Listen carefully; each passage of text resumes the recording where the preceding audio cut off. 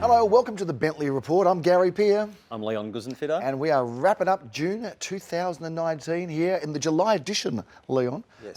And we're talking all about what's going on in Bentleigh and surrounds. What is going on in Bentleigh and surrounds? What's happening out there? I wish more was happening, Gary. Yeah. I mean, we keep selling everything. There's not much seems to be coming on the market. I think We just can't replace them as fast as we're selling. Would that be an accurate assessment of the situation? That is what I tell most of the people I'm ringing to see if they're selling. We just can't replace the stock as fast as we're selling them. And it just feels like there's some stuff that was slow that's really moving quickly. I mean, I know that, and just launching straight on it, I know that, for example, we've had a great run with townhouses. Tell us a bit about that. So, I mean, in East Bentleigh, there's a lot of townhouses that are side by side. I think the blocks are very conducive to that kind of development. Not to be a big history buff, but the history of East Bentleigh roughly goes along the early 50s and mid 50s is when it was pretty much settled. After being just paddocks. And then settled by people with funny accents. Is that what you're going to say, or from not Flemish background? Or all sorts of people. All sorts of people were settled there, which meant that when it wasn't that long ago. It wasn't long ago, but when the settlement was made in the 50s, the blocks were regular. The land was drawn out, square, and good blocks, good sized blocks. And those blocks fit 2 units on beautifully, don't they? They do fit beautifully.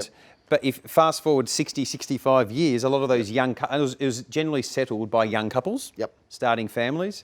60, 65 years on, those people are either moving to something smaller or to the other side, if you know what I'm saying, Gary. And especially when the homes haven't been improved, it's not so heart-jerking to knock down a yellow brick 50s house. And the developer comes in, good block, 2 side-by-side units. And not even necessarily a developer. There's a lot of people doing it for themselves. That's right. Build one, sell one. The days of the big back garden are probably beyond us now, or they're a bit hard. Who's got time, and the people are kicking the footy in the park now anyway. That's right. So we've now got situations where we've got a lot of these double-storey, side-by-side townhouses that I think about a year ago there was almost like a glut of them. There were. It was slow to sell, even 6 months ago, but now they're moving well. Tell us about some of the ones that we've sold. Yeah, so we've had a really good run. In fact, on that, just yesterday, I had a good client of ours that we did sell for last year in East Bentleigh, Mira and Gubby. Hello, Mira and Gubby, if you're watching. She sent me a text saying, my son's looking for a double-storey, 3-4 bedroom townhouse in East Bentleigh, which must mean there isn't enough of them available on the market because they've all been sold. And we've been lucky enough to sell a lot of them.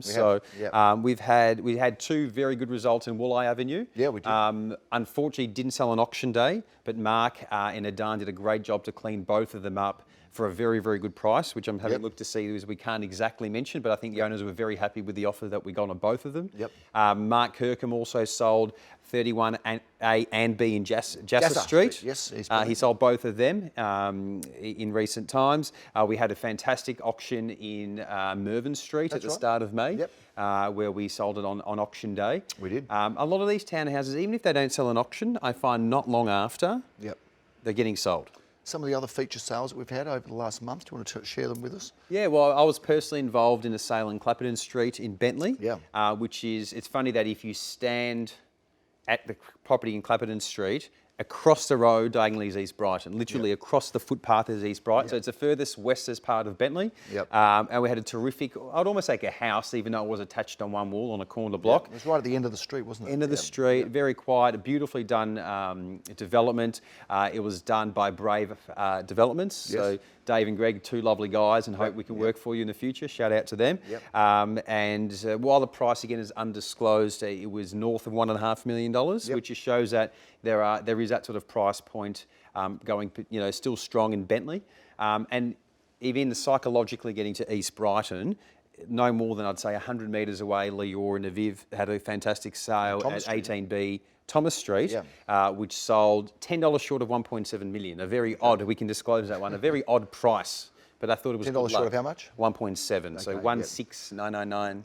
990. That buyer was not going to pay 1.7, no matter what. We couldn't get them up. That's for sure. Couldn't get them to 1.7, but a very good result there. Now we've got some movement and some things happening in the Bentleigh office. We've got a couple of new faces around. We do. And one of those new faces is Sarah Falache.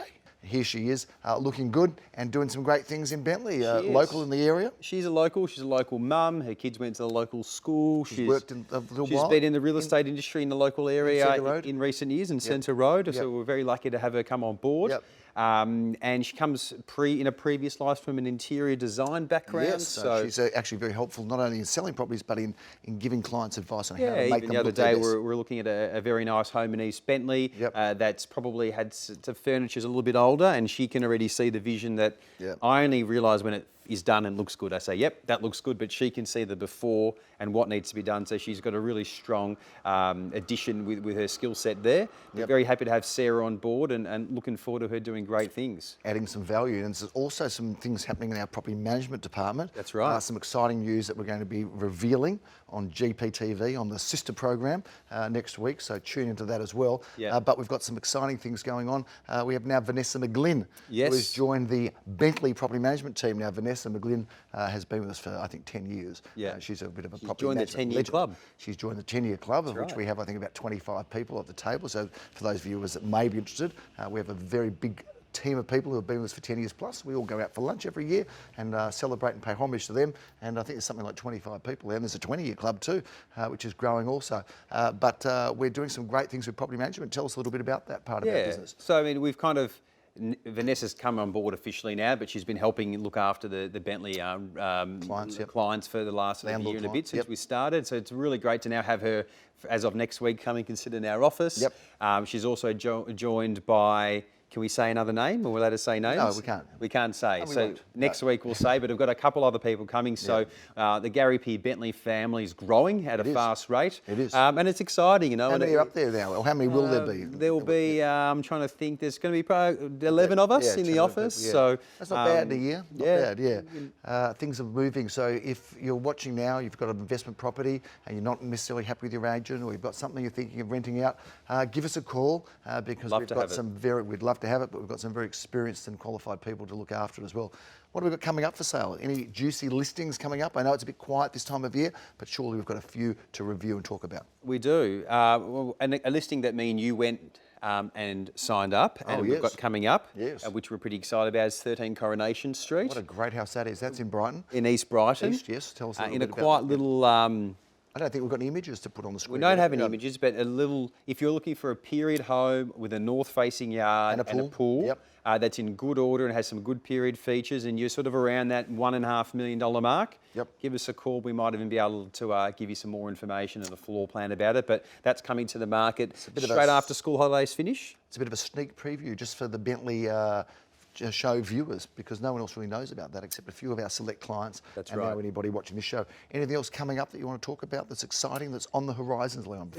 We have an auction coming up at 6 at 48 Hill Street that Leor's team is running. That's coming up for auction in the third week of July. It's no Hill Street Blues there. You'll be happy if you buy that one. No, a two-bedroom. Very good, Gary. You and all your music references. Every show you manage to sneak in. Well, that one's television. Is it? Yeah. Shows what I know. Although Hill Street, there was a theme for Hill Street Blues that actually made it on the charts as well. So you're right. Keep going. No idea which talking about, Gary. But it's a 2-bedroom, 2-bathroom property with an off-street car space, and it's in that sort of high 6s to low 7s range. So Leor's looking after that. But yeah, the main situation is I think people have sat out through the winter to the school holidays period. We certainly feel there's going to be a little bit more offerings starting post-school holidays finishing. So I think you're going to, as a buyer, if you're a bit down now on a bit of stock availability, I think past the second, third week of July, you should see a little bit more. You've got some predictions for spring. Anything you want to share with us? What do you think is going to happen in spring? Well, I think let's talk a bit about the mood of the market right now. Well, the mood of the market and being sort of at the door, on the forefront, live and breathe at 24/7. No ivory towers. We're not living in any ivory towers. We are on the tools. We're on the tools. And so basically, I think between 2012 and 2017, mid-2017, the mood of the market was, I better buy something from the buyers, by the way, who set the market. I mean, the buyers really do set the market. But the mood from the buyers, in my opinion, between that sort of 4 or 5 year period was, I better buy something today because tomorrow I'm going to buy something worse for more. Right? Would you agree that was, we better get in the market?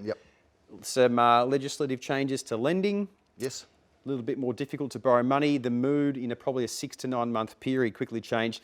I don't know if I'm going to buy anything today because I might get something better for less tomorrow. And that was a really dangerous shift. And every article that people looked at online, well, the majority of articles were dropping 30%, dropping 40%. I think the mood of the markets have changed again. Certainly post-election, post-interest rate cut, post-proposed changes to the lending rate or the assessment rate by APRA, which haven't been implemented yet, but likely to help the borrowing capacity. I think we're past that. It's going to be cheaper for something better tomorrow stage. I want to add also to my tall, tie-wearing, well-dressed friend, and I'm a bit more casual than you are today. I want to add also that last weekend we had the highest clearance rate across Melbourne that we've had, I think, in about a year. I think it is a year. Back to 74, 75%. And of course, we're better than that. We did almost 80%. But without putting the boast aside, we're finding now across Melbourne that people are engaging. Vendors have come to terms with the new prices. Buyers are prepared to jump in. We had some of our most competitive auctions all year last weekend. Some auctions, apartments with 7 bidders, and luxury home on Alma Road in Caulfield North. We had 6 bidders there, and of course Glenira Road, townhouse. So right through.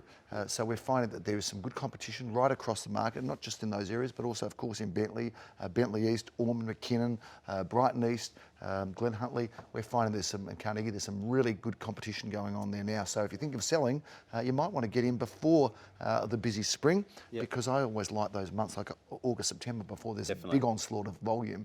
I think that's a good time to get in as well, if you're thinking of selling. And I think the main word, Gary, is confidence. I think there's more confidence. And when the confidence was really, I guess, shot, it really went heavily in favour of the negative buyer. People that made sense. But I think now, with multiple bidders, and even looking not just at our results, but even looking at the competitors' results, there are some stronger results than even 2 or 3 months ago. So I certainly feel if you've been sitting on that, I really want to sell bench, but I don't want to sell at the bottom of the market. I think we've passed that. And while the supply is low, I believe there's going to be good competition across really all price brackets, even as we sort of are doing this. I know Ben Hayes is running around selling something that we went to market late May and didn't sell, just because there's really nothing really more to look at. People have to buy what's available. So if you are thinking of selling, I think your chances of success and a premium price is much stronger in sort of July, August than it was March. So we've got low volume, high demand, and real estate that may have been a little bit on the nose is now smelling good, and things are back on the up. So if you're looking to do something in the property market, get in now, because it's coming into a very active and exciting time in the world of real estate, of which there is no better place in the world than Bentleigh, even though we've been around the world a little bit, haven't we? We've been to San Francisco and had a look at how real estate agents do it there. Did you have any thoughts about that? Because we did do a bit of a study tour, a bit of a sojourn. I think they're like the opposite to us, Gary. You and Philip started a company 30 years ago because you want to build it and grow it, and we've sort of had some people progress internally, and you want to just make it bigger and better and hold on to it for as long as you can. Over there, everyone seems to want to build a great company, do something innovative. Is that the word? Innovative. Innovative. And then find someone much bigger with a lot of venture capitalist money to sell it. And that seems like everyone was like that. Well, very San Fran. I think it's also very San Fran. Everybody wants to look at exiting before they enter, which was the opposite of us. We just wanted to enter and get started and have a successful business. But the game where we were, anyway, San Fran, is very much about selling. But even the way they do real estate, I think we've got it. I think we do it better in Melbourne. We went to Open House. We went to Open. No, I was going to talk to you about where we went to the first Compass. Compass. We went to Compass, and the interesting things I found about that was they bought every little agent in the area to amalgamate themselves and have a market share. They just bought everyone, so it's hard not to have market share. Then one of the ladies whose name I can't recall was talking about the fact she got a listing the day before, and there was a $10 million house in Napa Valley. So if you're looking for a $10 million house in Napa Valley, I can refer you for a small fee to that. Exactly. And I asked her, how long is it likely to sit on the market? She said, I might sell it in the next year. Maybe 10, 12 months, 12 months. And so sometimes when we have to work what's our average day on market? We're probably at 30, 32 days, and sometimes it blows out to 40 and we almost feel like we're crying about it. So 12 months over there for a house in Napa Valley.